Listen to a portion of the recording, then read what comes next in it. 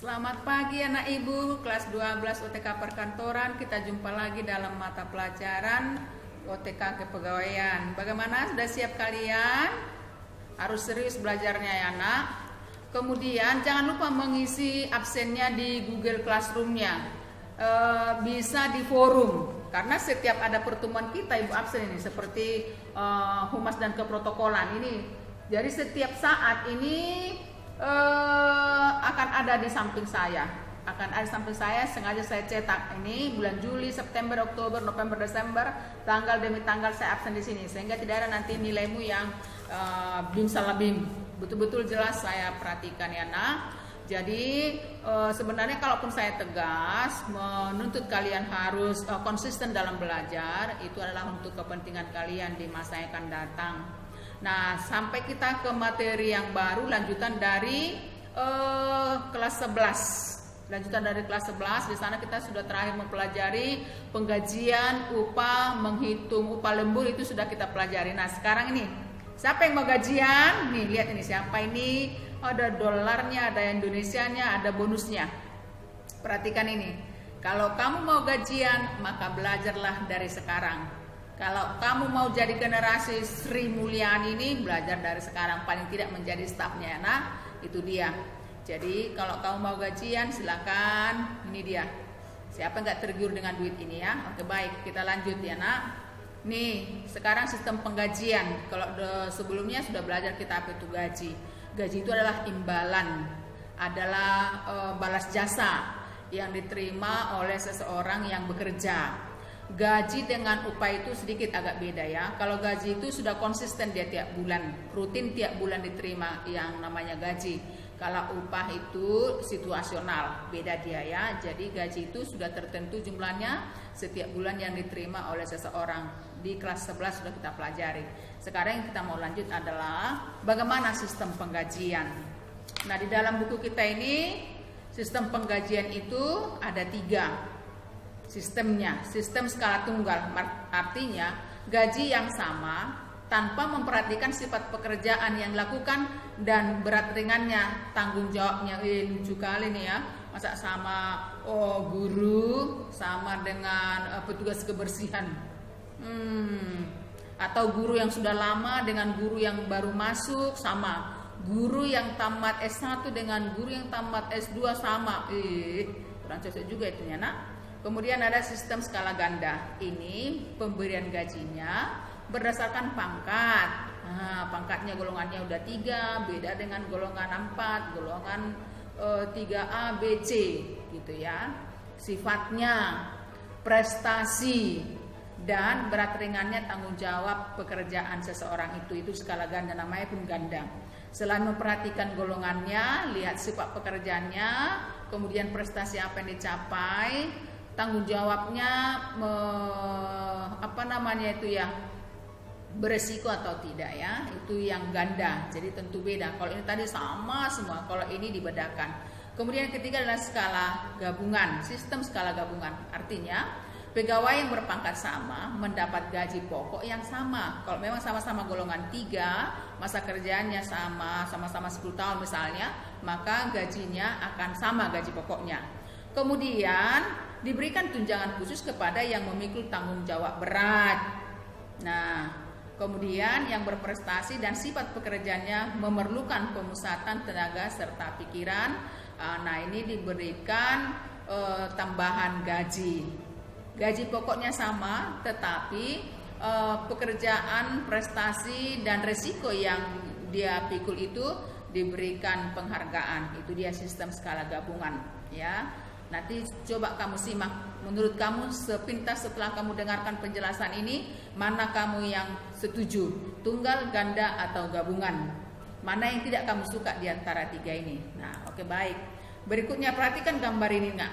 Perhatikan gambar 1, gambar 2, gambar 3, 4, 5, dan 6. Semisal ini sama gajinya, waduh, bisa runyam ya kan?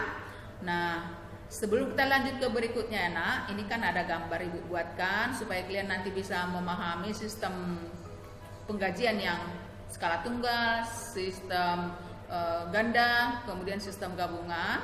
nanti dalam waktu cepat ini, setelah selesai kalian nanti mendengarkan video ibu ini, tuliskan di bawahnya ini, nanti ibu kirimkan apa namanya ini, PowerPoint ibu.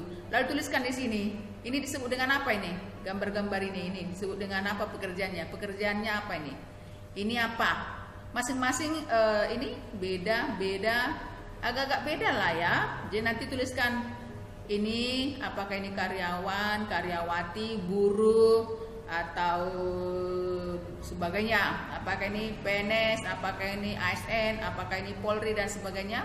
Nanti masing-masing kalian tuliskan namanya di sini, tuliskan nama di bawah fotonya. Nah ini sekedar ibu munculkan untuk bisa nanti kalian memberi respon, apakah sama gaji untuk mereka ini, katakan yang paling atas dulu, yang paling atas ini, apakah cocok gaji mereka ini sama? Itu dia.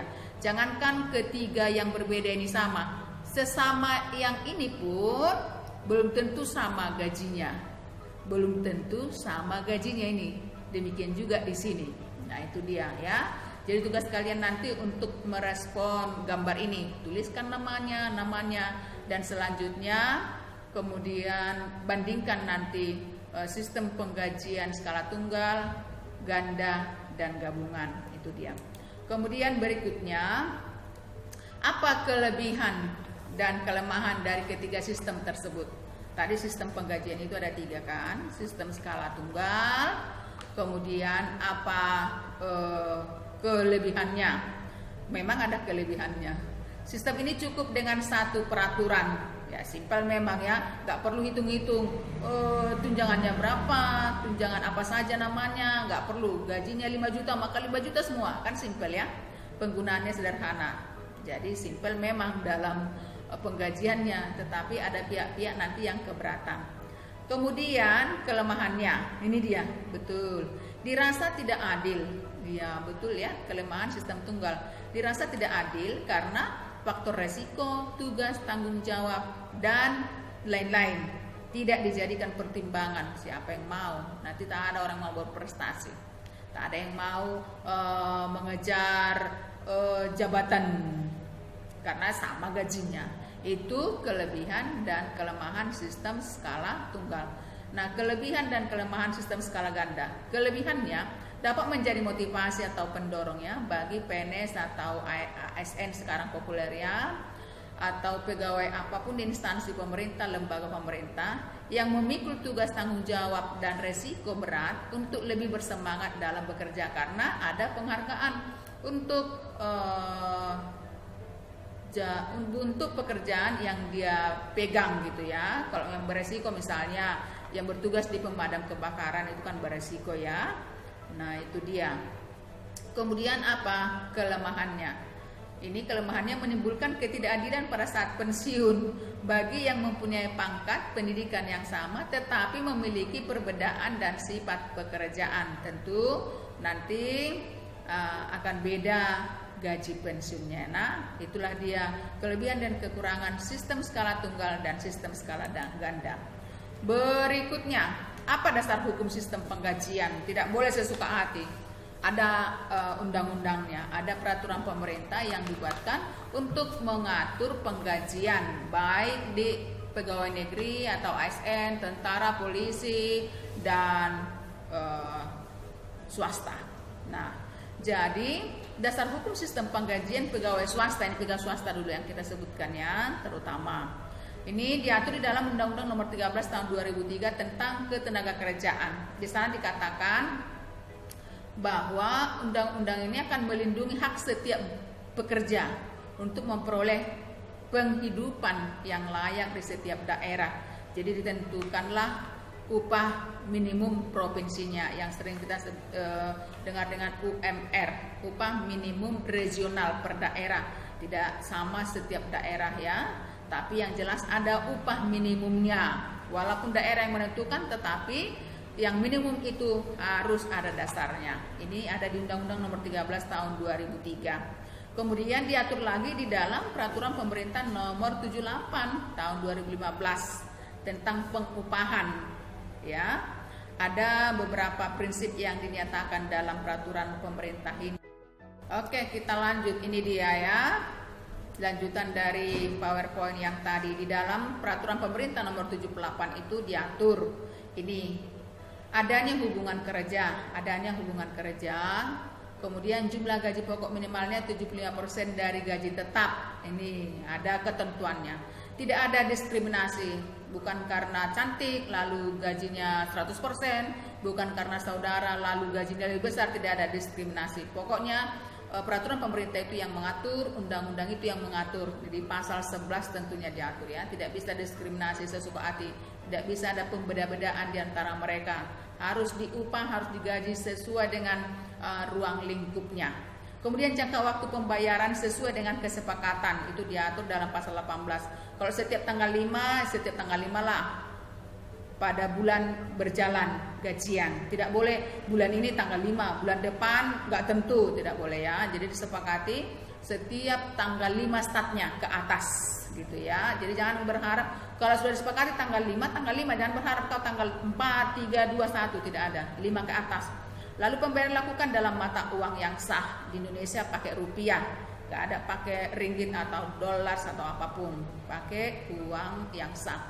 Tidak bekerja tidak ada bayaran, diatur itu ya udah pasti. Tidak bekerja tidak ada bayaran, artinya kecuali cuti seperti ini ya, cuti tetap digaji. Apakah cuti melahirkan, cuti menikah atau cuti yang lain, ya itu tetap dibayar. Kemudian total pemotongan upah maksimum 50%. Iyalah, kalau misalnya ada potongan itu maksimal 50%. Kalau gajinya 5 juta, 2,5 bayar utang, 2,5 itu untuk makannya.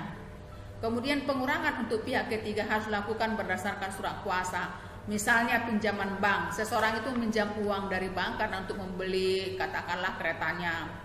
Lalu si bank nanti akan membuat surat kuasa atas persetujuan karyawan yang meminjam supaya di saat gajian kasirnya memotong sejumlah uang yang sudah disebutkan di dalam surat kuasa tersebut. Artinya surat kuasa diberikan oleh bank kepada pihak kasir atau pihak perusahaan untuk memotong sejumlah uang dan atas izin pegawai yang bersangkutan. Itu dia. Jadi tidak boleh kamu salah-salah memotong karena dilisankan, tidak boleh. Harus sah, tertulis dia.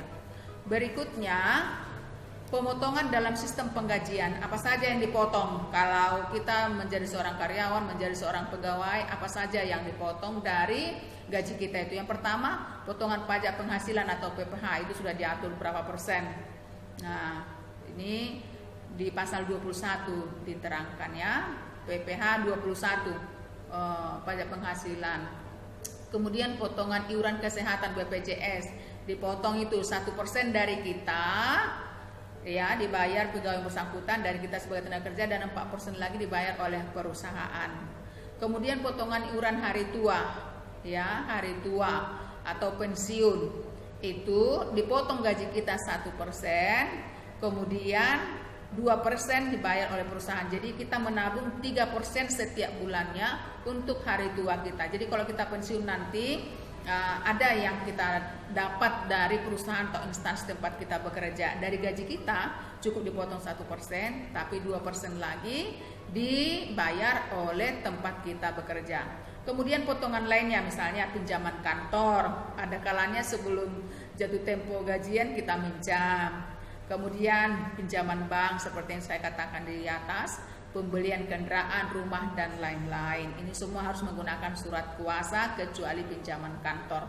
Ini dia pemotongan dalam sistem penggajian ada 4. Kemudian berikutnya, ini adalah salah satu contoh ilustrasi penggajian seorang pegawai. Ini gaji pokoknya 3 juta, tunjangan istri, tunjangan anak. Ini sebenarnya sudah kita pelajari di kelas 11 saat terakhir ya. Ini semua sudah kita pelajari. Yang termasuk gaji itu tunjangan istri, anak, uang lembur, uang transportasi, tunjangan kesehatan, pensiun, kemudian dijumlahkan ini menjadi penerimaan. Kemudian potongannya iuran kesehatan tadi yang 1%, kemudian ketenaga kerjaan ada potongan bank semisal, lalu jumlah potongan seluruhnya adalah 600. Maka gaji bersih yang diterima adalah jumlah penerimaan dikurangi dengan potongan. Inilah yang dibawa pulang oleh si tenaga kerja. Nah, ini salah satu contoh ilustrasi slip penggajian. Nah, untuk anakku semuanya, ini yang boleh Ibu sampaikan. Dengan harapan apa yang Ibu katakan di atas tadi kamu lakukan, pahami dengan baik, isi daftar hadirmu di grup forum pun jadi, tapi satu kolom saja ya, satu kolom saja, sudah pintar kalian. Seperti itu pun tidak apa-apa. Kemudian nanti penugasannya itu kirimkan saja lewat Google Classroom. Nanti buka di Google Classroom tugas kelas. Di tugas kelas itu kalau kamu klik nanti isinya akan banyak. Ada kuis, ada pertanyaan, ada materi dan lain-lain. Semua ada di sana. Jadi nanti tugasmu yang tadi kirimlah di jawaban kuis kah itu kamu bikin, boleh di jawaban pertanyaan pun boleh. Nanti akan sebutkan lagi pertanyaannya untuk bisa nanti kalian jawab. Ini yang boleh Ibu sampaikan. Mudah-mudahan kalian tidak pernah jemu-jemu mendengarkan video Ibu supaya kalian lebih paham. Kebetulan buku kalian belum ada, sering-seringlah search di internet ya untuk menambah pengetahuan kalian. Ini secuil sekali yang Ibu berikan, ini garis-garis besarnya. Kalau kalian mau, fotokopilah buku kita ini supaya kalian lebih ringan belajar. Tidak sampai 35 ya. Si Angel sudah fotokopi 30 paling mahal. 30 paling mahal di fotokopi ya, fotokopi di tempat yang murah. Jadi kamu lebih enak di dalam belajarnya. Soal-soal bisa kamu latih di sana. Inilah yang boleh Ibu sampaikan. Terima kasih, anak-anakku sudah mau belajar. Tuhan memberkati, jaga kesehatan.